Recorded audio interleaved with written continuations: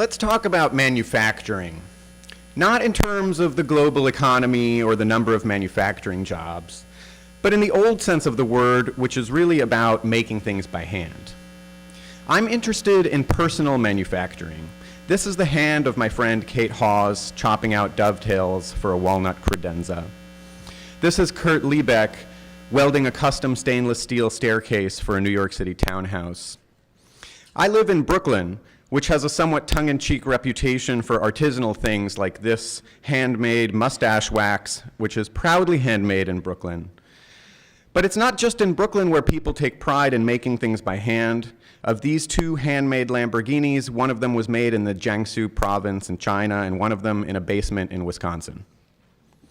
I'm interested less in job growth than in personal growth associated with learning to make things by hand, and how school should be a place where such growth happens, and how assessment frameworks should be set up to support that goal in the future.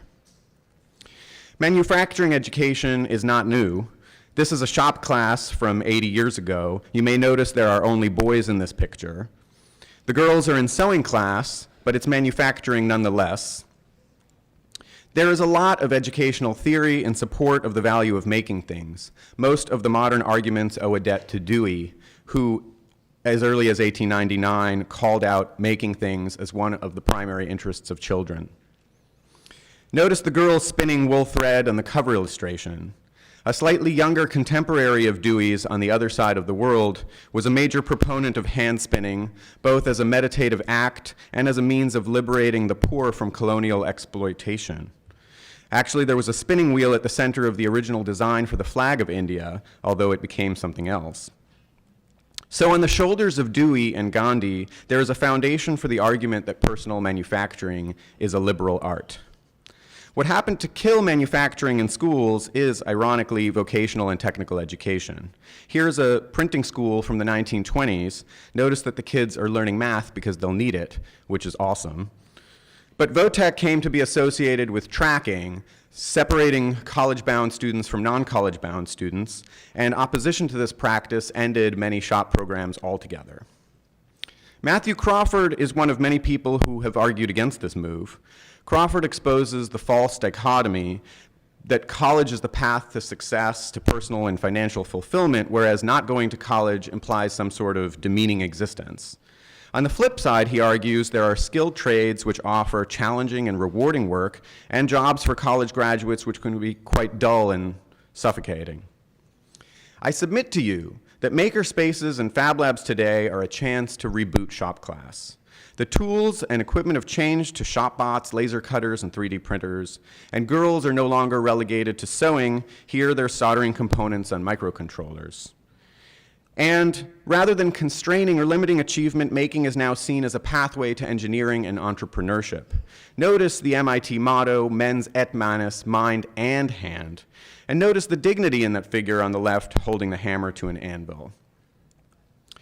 We all agree that good measurement can support good learning and making outcomes. So I want to say something about what assessment might look like in makerspaces. First, on the holodeck.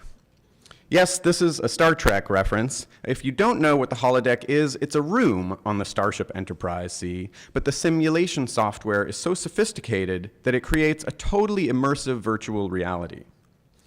On the holodeck, you can practice surviving on a hostile planet or debate the nature of time with Leibniz just by running the program.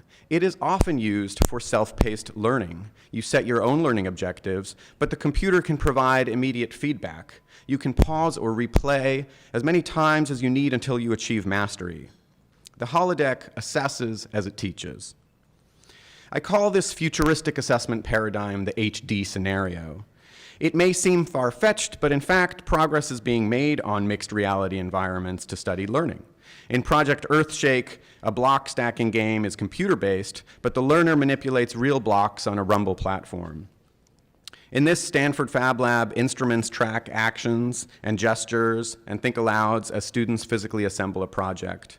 So the HD scenario is going places, albeit incrementally. Here's a very different scenario, and not from the future. In 1972, the College Board created a portfolio assessment of studio art. Students need a lot of leeway to demonstrate accomplishments in studio art. It's not about bubble sheets, but through an argument about quality that individual portfolios come to be scored using a rubric. And statistical analysis can verify the reliability of this process, even if there are differences in the harshness of raters. The point is that assessment is an argument, part of which is human judgment. Accomplishments in art can be judged, as can many other kinds of making. I call this the AP scenario. Oops. Finally, it's not about HD versus AP. A lot of HD work right now is focused on technology and on bottom-up approaches to the data processing. The AP scenario is more top-down. We need to think hard about what kinds of arguments we want to make, not only about the quality of outputs, but about the growth in self-efficacy and mindset. So we'll likely need both paradigms to get to our destination, which is supporting learning in makerspaces, supporting personal manufacturing as a liberal art with the help of assessment. Thank you.